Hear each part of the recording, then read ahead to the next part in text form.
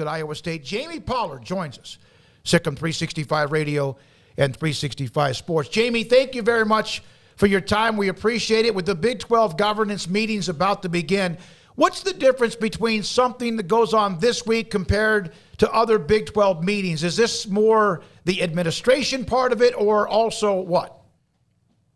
Well, the biggest difference is this is the opportunity for the directors of athletics to meet with our president. So we get to meet with the board, but we also have our faculty athletics reps here and our senior women's administrators. So it's more administrative. We met with the coaches back in the early part of May, but the big part of this meeting is that we get an opportunity to be in front of all of our presidents. When you look at where the conference is today compared to July of last year at the end of where they were, after the story with Texas and Oklahoma, are you sometimes, I don't think say thrilled, but blown away at how quickly things have turned back in favor of the Big 12? Absolutely. Commissioner Bowlsby deserves a ton of credit for getting the ship righted fairly quickly and allowed us to be able to see a pathway forward. And it's been just really exciting to be able to have 4 new members joining the league, that their staff, their coaches, their fan bases are all just ecstatic to be in the Big 12. And that's just a pleasant feeling because, as you know, you've covered this for years. It always just felt like there was always something going on in the Big 12. And it's just really refreshing to have 4 fan bases and institutions that couldn't be more pleased to be joining the Big 12. When did you feel that the teams were unified as opposed to divided when all that went down last summer? Because as soon as you hear those things, you've got this window of like, well, I wonder what everybody else is doing and where their interest and loyalties will lie when it comes down to what the future holds for the conference. Well, I'm a realist, and so I always approach that process. And part of it, quite frankly, I was the only president or AD that was there last time that was still here. And so I used to joke with my colleagues and say, I still have, the calluses on my back from how that felt.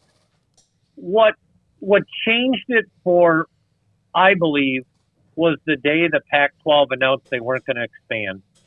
Because prior to that, everybody was kind of on pins and needles, and I get it. We all knew that we needed to stick together where there would be strength in numbers. But at the same time, I understand if somebody had an opportunity somewhere else to just shore up their future, why wouldn't they do that? And the day the Pac-12 announced they weren't expanding, it wasn't 3 days later that our game plan was set and Commissioner Bowlsby went and implemented it, and we were rolling. Jamie, Commissioner Bowlsby obviously stepping down here soon. You guys are in the midst of, going through a process of trying to find the next commissioner. Did you feel like the timing played out right, that his kind of final deal, if you will, was making sure the conference was on solid footing? And now as there's this new era where so many things are changing, does it feel like the timing's perfect to welcome in somebody new in that leadership role? Well, I'd first say, our industry needs more Bob Bowlsbys than less. So there is a part of me that's sad and disappointed that Bob's not going to be at the table, because he is somebody for all of us over the years.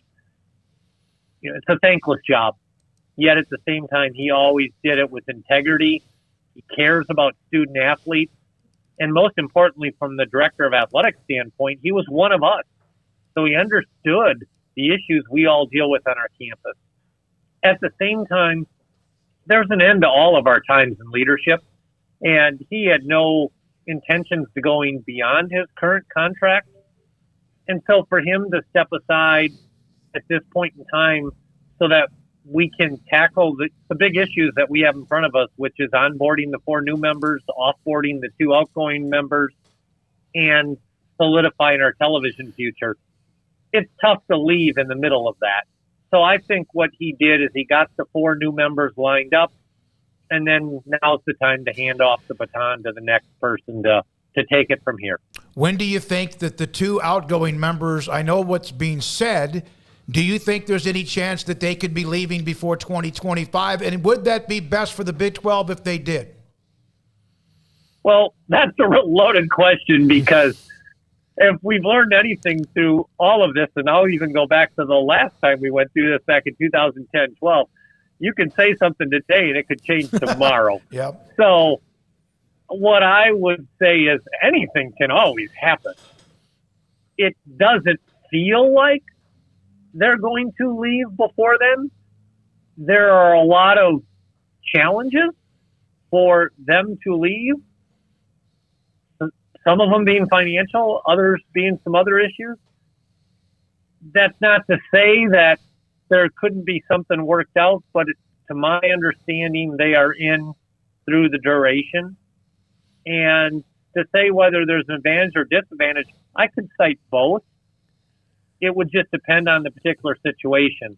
My gut tells me the only way they're really leaving early is if a television partner wants to negotiate that with an opportunity to use that to help the Big 12 solidify their television, our television deal. Mm-hmm. Absent that, I just don't see it happening. But I've been wrong on this many a time. But there's no way that they're going to be able to walk out the door if they walk out the door early without giving a nice, stiff, thick check to the rest of those in the conference, right? Well, what the challenge is there's two things. There's bylaws that specify what a dollar amount would be for breaking the bylaw. But then there's the grant of rights, and there's not a dollar of value assigned to that grant of rights. And quite frankly, that grant of rights was put in place by our television partners and the Oklahoma General Counsel because the television partners didn't want to be negotiate a new deal with the Big 12, and then a school leaves and goes to another conference, and then that conference renegotiates, and they've kind of negotiated against themselves. Mm-hmm. So the grant of rights, the ACC has them, the Big 12 has them, the SEC has them. So to pierce it in this case really would pierce it everywhere. And so it's just not something that you can just say, well, we're going to break. Because if the grant of rights isn't any good in the Big 12, then it's not good in the ACC. And then what does that mean for Florida State and Clemson? And ultimately, what does that mean for the ESPN with the ACC network?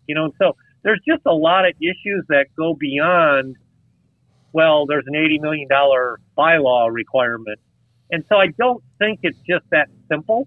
Yet, the television partners could come to the table and say, hey, let's just move on for everybody's sake. And here's what we would do in order to make that happen. That that could be a different story, but right now that's not on the table.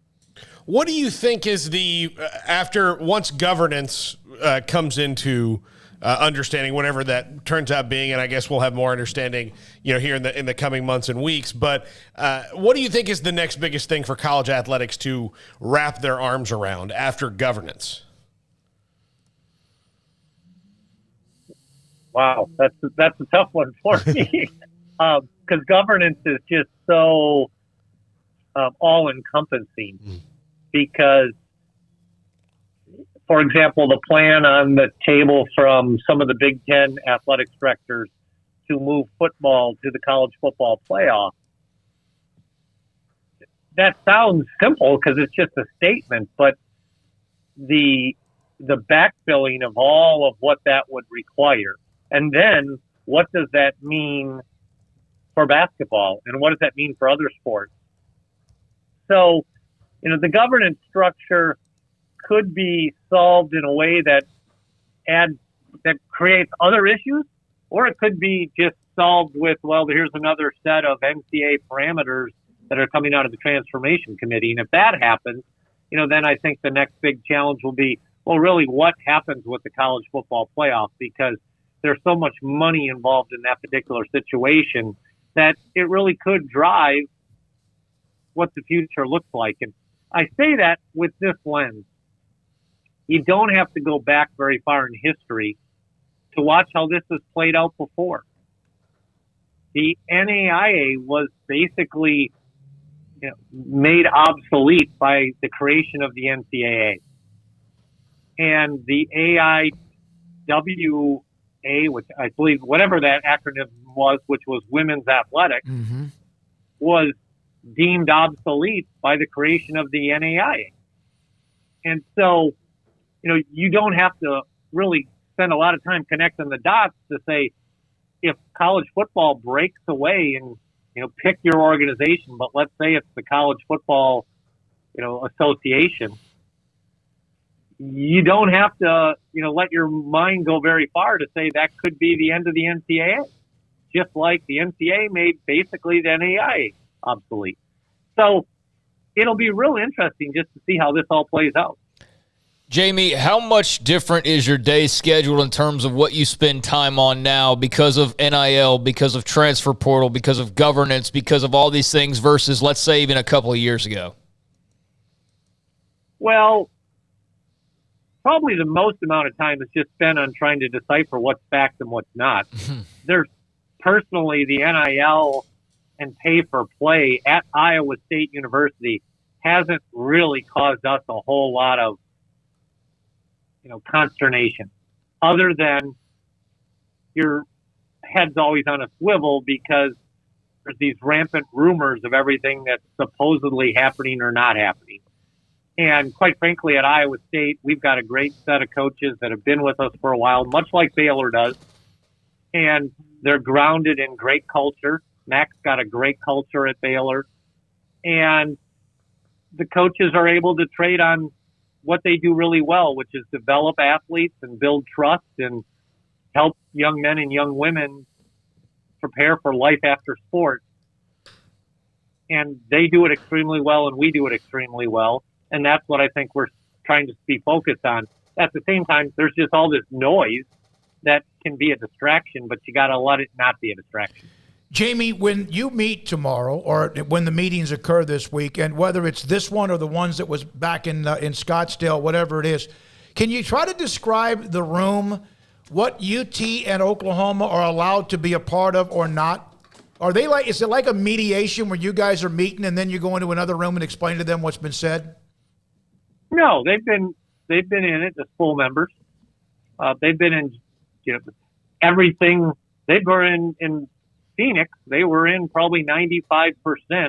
The only thing that they left the room for was when we talked about future branding, which it just didn't make any sense to have them in the room and wasting their time on that part of it.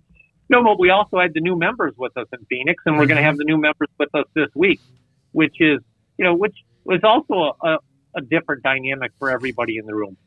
So, the gist of it, actually, what I would tell you how Phoenix was, and especially because we had the coaches with us in Phoenix, it actually was refreshing because, all these rumors that are out there about this school's doing that and this school's doing that, it was great to be in the room and realize all of us are having those same issues and challenges and concerns. And, I think what's happened, much like a lot of things in life, we're led to believe that the 1% is the 99%. And when you're in the 99%, sometimes without being in a room with others, you tend to start thinking you are the 1%. And then you go to the meeting and you realize, no, all of us are in the same boat. And it's never as bad or as good as we all think it is.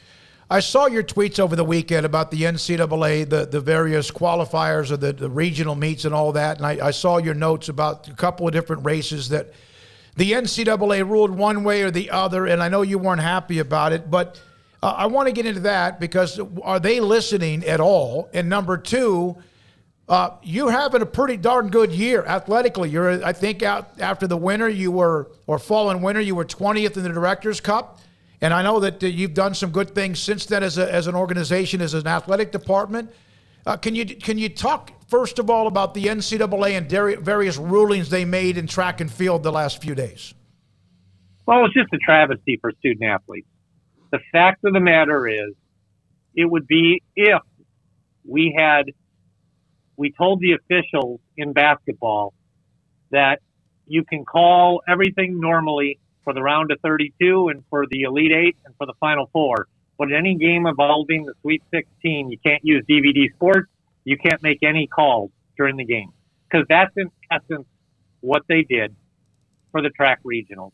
And there are 5 student athletes, 1 at Florida State, 2 at Arkansas, 1 at Air Force, 1 at Iowa State, that are going to be sitting home for no fault of their own because the NCAA Track and Field Committee put a rule in that said when you're competing for the final 12 spots at one of the 2 regional sites, the referee it doesn't matter what happens. Somebody could come out of the stands and tackle the person that's winning. The officials cannot advance anybody more than 12. And it's a crying shame for those 5 student athletes. And I'll go to my grave fighting for student athletes. And we're going to get that rule changed somehow, some way, because it is flat out wrong. And it's embarrassing to me that an NCAA staff member would have allowed that rule to be put in place and or not created a waiver, because we all know they've made so many waivers in the history of college athletics, and they couldn't make waivers for those 5 student athletes. It's just, I'm embarrassed to say I'm part of the NCAA because they did that to those 5 athletes. At the same time, I mean, I was upset enough that I was ready to resign from the basketball committee. And if it wasn't for Commissioner Bowlsby, who said you can't do that because basically you'd be giving up and letting them win, we need more people like you that are willing to fight to the bitter end. And it's been exciting to see some commissioners that have come on board to say, we got to get this changed. It is flat out wrong what we did, and it's sad. And it makes me wonder I only know about it because I was at the meet. The fact is, there was no NCAA rep at the meet. The 2 committee members that were at the West Regional didn't even watch the race that I was watching. They were under the grandstands doing whatever. I don't know, but they didn't watch it. That's just sad. It's sad. And so if that's happening in other sports, God help us. Makes me wonder. No wonder the student athletes think what they think about the NCAA and what we do. So I'll get off my high horse. No. Get on that high horse. I want to get to your school, but did you just petition to become the next president of the NCAA? Wouldn't you like to take over that job, or you even want to get close to that job? Well, I can tell you this. If I was in charge of it, there'd be some people that wouldn't have jobs this morning. Because the only people that are being held accountable are the student athletes. Mm-hmm. And everybody else goes back to their little life. And there'll be a group of people that'll have VIP passes out at the national meet in Eugene, and we'll be enjoying the track meet. And there'll be 5 athletes that should be there that won't be there because of the bureaucracy of the NCAA and people afraid to stand up and do what's right for student athletes. So, back to Iowa State. Yes, we're having our best year ever. 20th in the Directors' Cup. Couldn't be more excited. What I'd tell you is people of that, we won the Cyhawk series. We're in the top half of the Big 12 in all sports standings. We're second in the Directors' Cup standings of Big 12 schools. And when people ask, well, why are we having this? What I'd tell you is, back when we had COVID, our coaches made some decisions to give up their paychecks, to give up their bonuses so that we didn't have to lay any staff off. And we did that, and we specifically talked about this, is that when we come out of COVID, we're going to need everybody on board. And if we keep everybody employed, I'm talking janitors, all the entry-level people, if we keep everybody employed somehow, some way, we're going to be better positioned to have success quicker than others. And I'm convinced that's why we're in the position we're in, because we had coaches that were willing to say, I will give up in order to make sure this person doesn't lose their job. And it's exciting to have that be rewarded. Jamie, Smokey and I have a very good friend, Adam, who is an Iowa State graduate. I was actually at his house yesterday, having a barbecue, and Smokey sent me the text that we were going to have you on the show, and I said, as an Iowa State grad, just give me a couple of terms about how you feel about Jamie Pollard, and he said, passionately love it, like he's great, all the fans love him, and I just talking to you for 10 minutes, I can see exactly why he and the Iowa State fans feel that way, because of your very clear dedication to this job, which it's fun to hear and hear you go into how passionate you are about these issues. Well, I appreciate that. It might be my background as a Division III track athlete. Coach Campbell's a Division III athlete. Coach Otzelberger's a Division III athlete. Coach Fenley was a Division III athlete. we did it for the love of the game. No one was giving us a scholarship. And as I told the NCAA this weekend, I'm on the basketball committee, but I'm the athletics director for 400 student athletes, not just football and basketball players. And it's a crying shame in this particular situation that 5 track athletes are treated like they don't matter. If this was basketball or football, you can bet darn sure this would have never happened. Jamie, you used the term student athlete there a few times, a real emphasis on that. It's a term that Mack Rhodes uses all the time, but it's kind of a term that some people are almost moving away from as this college landscape kind of changes. How important is it to you? Because I've asked Mack this before, and I know how important it is to him, but how important is it to you that no matter what changes in the future as far as college athletics goes, that the student athlete part of student athlete remains important? Oh, it's the utmost. I mean, it's higher education. That's what we're there for. And for those that criticize and say it's not, again, it's not the 1%, it's the 99%. I've got 450 student athletes at Iowa State, and 45 of the 450 will never get to play their sport ever again competitively when they're done at Iowa State. That's why I go back to these 5 student athletes that aren't getting to compete at the end. They're never going to get that chance again. It's track and field. Mm-hmm. There's not a chance to go play over in Europe and back. So I take that extremely important that they're student athletes. And so, our nation has struggled with minor league sports. Minor league baseball players, they'll talk about being on buses and eating macaroni and cheese. Football's never gotten it right. If it wasn't for the NBA standing up and supporting the G League, that didn't work either. So why would we think college athletics can turn into minor league sports? That's not sustainable. And if it does, it'll just become the new football and basketball minor league sports, and all those other 450 student athletes will lose out on an opportunity to get a paid education. And other than the federal Pell Grant Association, whatever you call that, we're the largest provider of financial aid for students to go to college. And it's a great opportunity for thousands of student athletes. And so I'll always vouch for that, because we don't need more minor league sports. Jamie, being a part of the NCAA men's basketball committee, and you have been for 3 years with a couple of years to go, and you mentioned about how mad you were that you wanted to give that role up and Bob Bowlsby changed your mind or asked you not to. Can you see, if the NCAA does not get their act together, the way they might lose the football playoff? Could you see them ever doing that in men's basketball and having the conferences run it? Absolutely can see it happening. Absolutely can see it happening. That says a lot. Hey, Mack Rhodes thinks a lot of you. He's talked about you quite a bit. I know you're about to see him. Jamie, we appreciate you very much. You're an inspiration to a lot of people as well for what you've done to fight as well. Thanks for your time.